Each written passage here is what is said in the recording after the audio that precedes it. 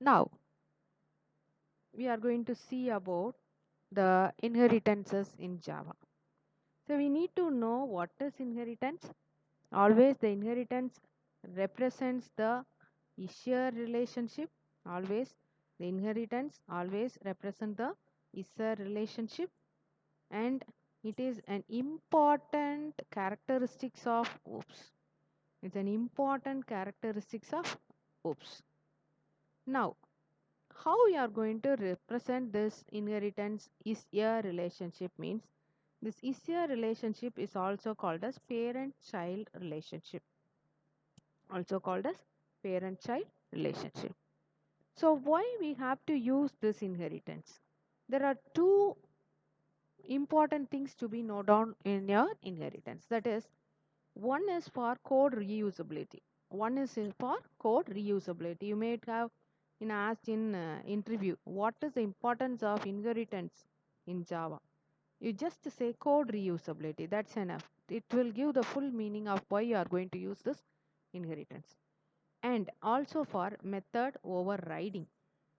Method overriding. That is, you are going to implement the runtime polymorphism. Okay? Runtime polymorphism. Compile time polymorphism can be obtained or implemented with the help of overloading. Compile time polymorphism is implemented with the help of overloading. Polymorphism is you are going to give various appearances for a single method. For a single thing, you are going to give different appearances. That is what polymorphism. Here, if you are taking runtime polymorphism, it can be achieved only with the help of method overriding in inheritance. Sorry, in Java.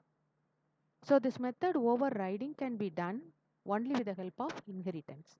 So if you are asked a question in interview, why your need of inheritance in concept, what's the importance of inheritance concepts in Java?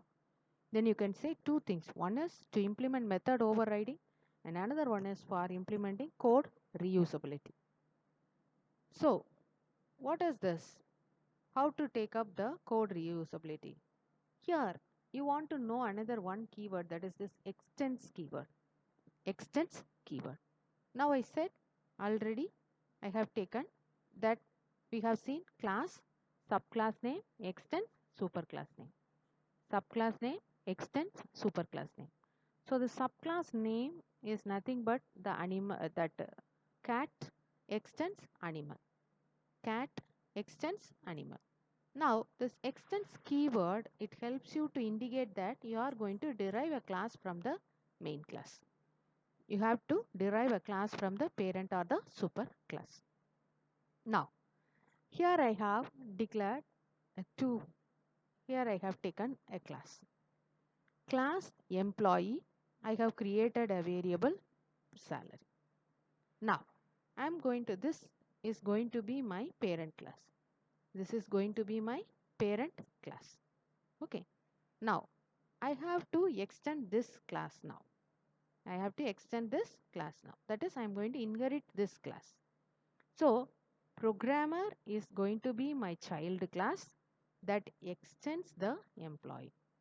That extends the employee class. Now employee class is the parent class and programmer is the subclass.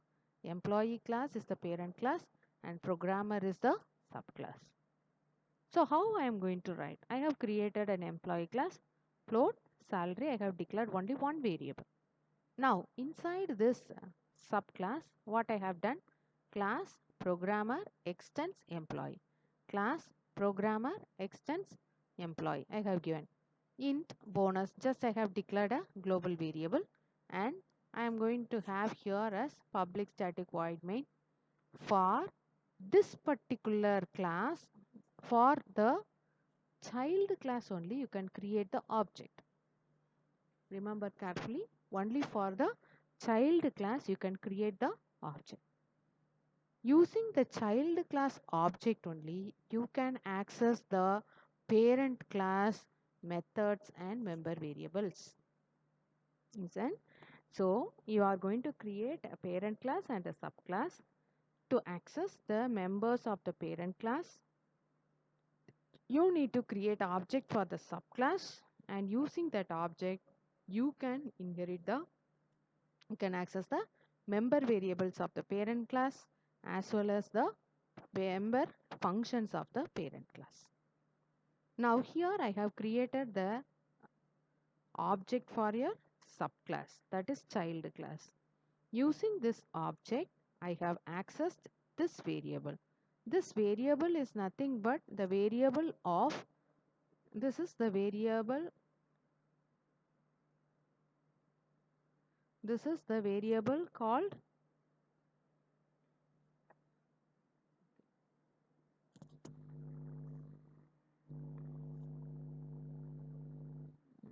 this is the member variable of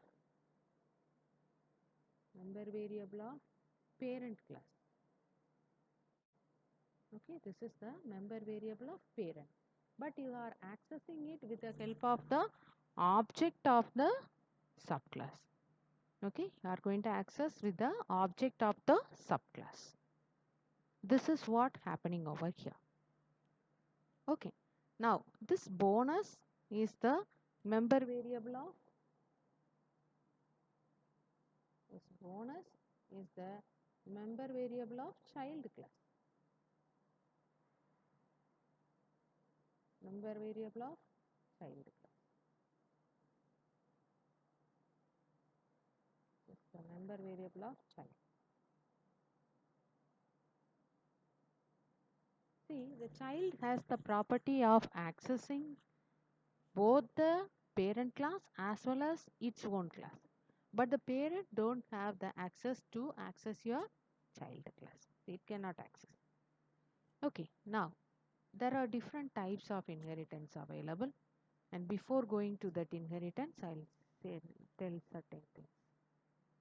Here, this is what I have done here. Class animal and class bird extends animal. Now here bird is the, it is the,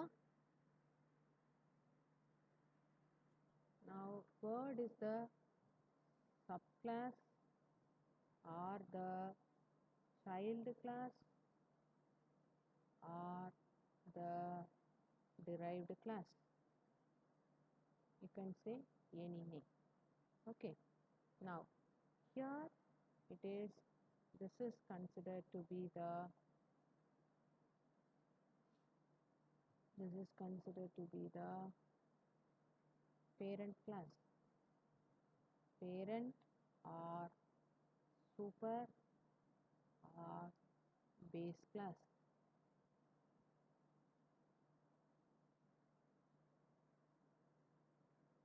Okay, and this is what we have done. Now public void fly off. There is method. So you have two methods. One is animal. This is parent class method, and this is child class. The child can access both this and this. Okay, that you can see. This is what created a class. You will be having a parent class. Under that you will be having many number of child class. Any number of child class you can create, and these are called to be as the class hierarchy.